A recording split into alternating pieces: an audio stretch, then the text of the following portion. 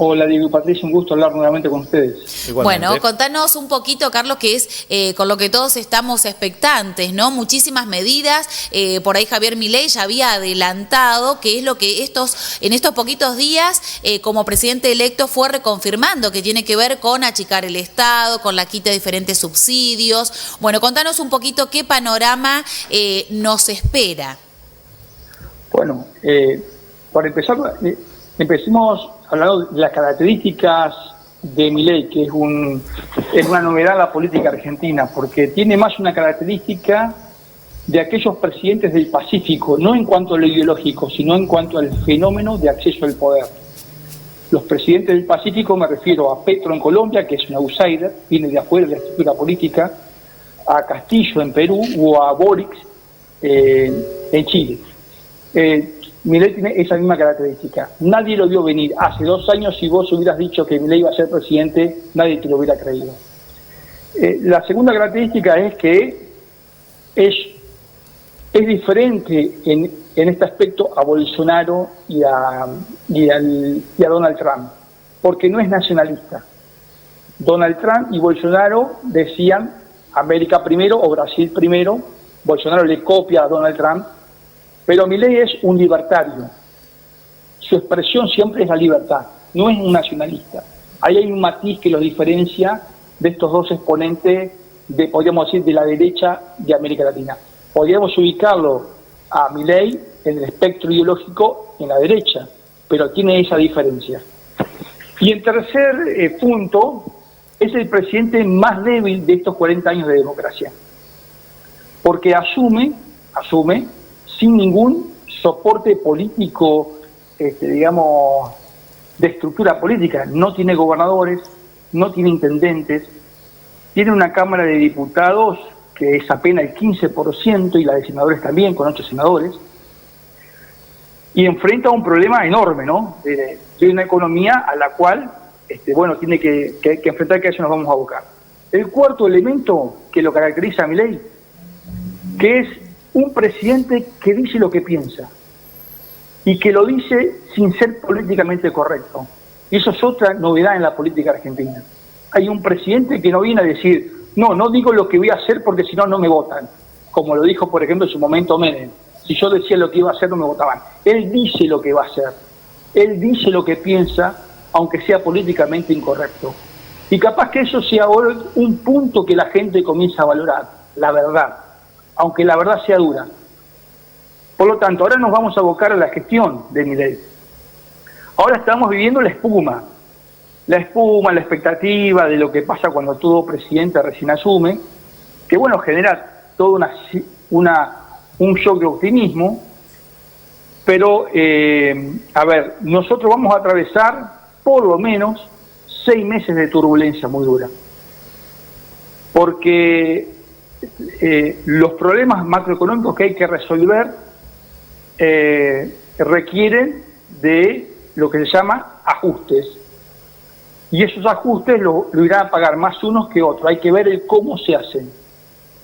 Los otros días, en una entrevista que tuvo con Fantino, Milei dice, el ajuste lo paga el Estado, lo va a pagar la política, porque eso es lo que yo dije en la campaña.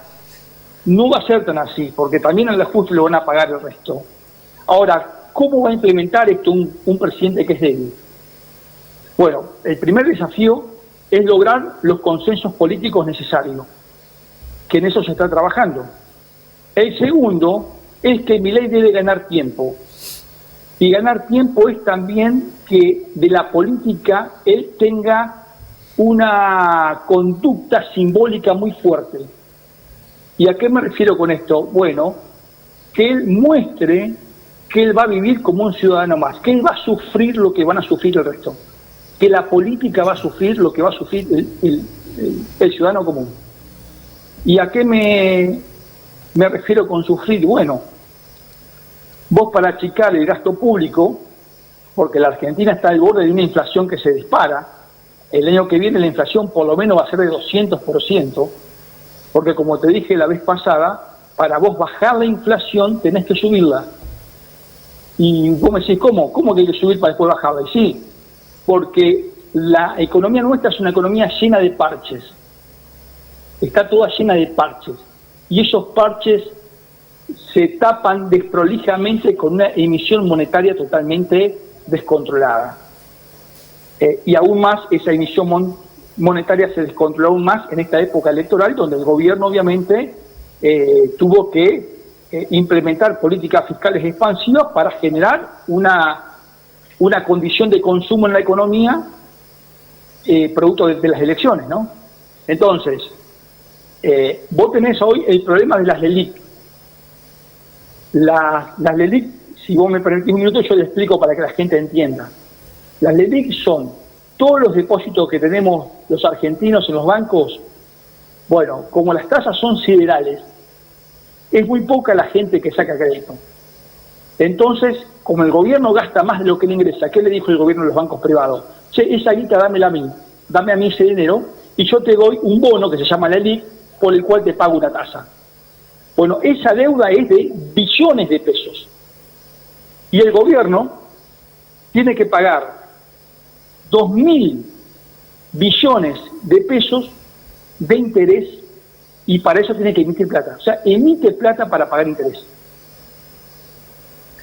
Tenés el otro problema, que es el problema del déficit del gasto público.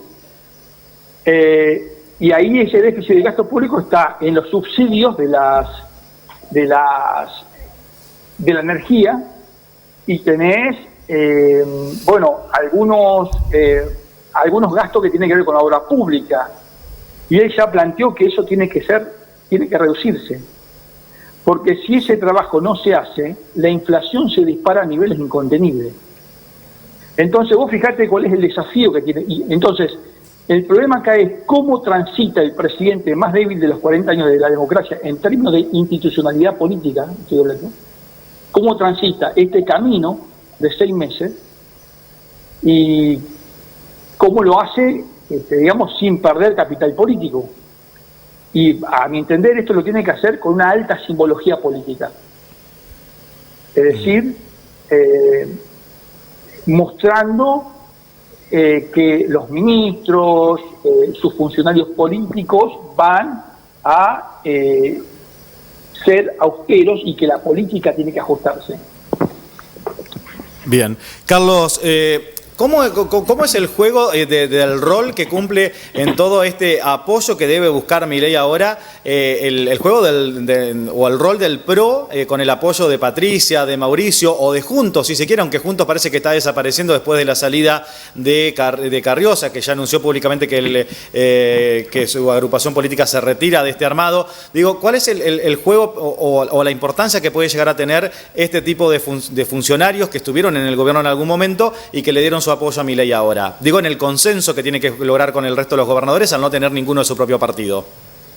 Sí, bueno, a ver, la política argentina se reconfigura a partir de esto, porque Juntos por el Cambio se rompió, pero va a haber una oposición de Juntos por el Cambio que es un radicalismo encarnado en Morales, Rodríguez Larreta, que son aquellos que marcaron una posición distante de Milei, y va a quedar un peronismo del interior que es muy posible que le aporte gobernabilidad a Milei, porque la fortaleza de Milei, a diferencia de otros candidatos, es que está en el interior, no en Provincia de Buenos Aires.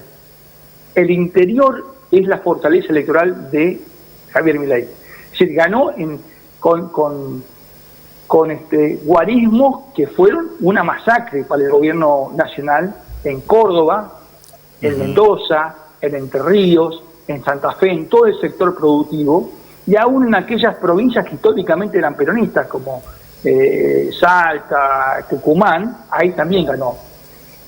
Por lo tanto, ahí el peronismo cordobés puede llegar a convertirse en un gran articulador del peronismo del interior, y que producto de estos de acuerdos y negociaciones, porque en la política, y esto no es algo malo, la política es acordar, negociar, estamos hablando de cosas que son normales en la política, y es posible que a partir de ahí el gobierno encuentre ciertos consensos, ciertos acuerdos legislativos, ¿no?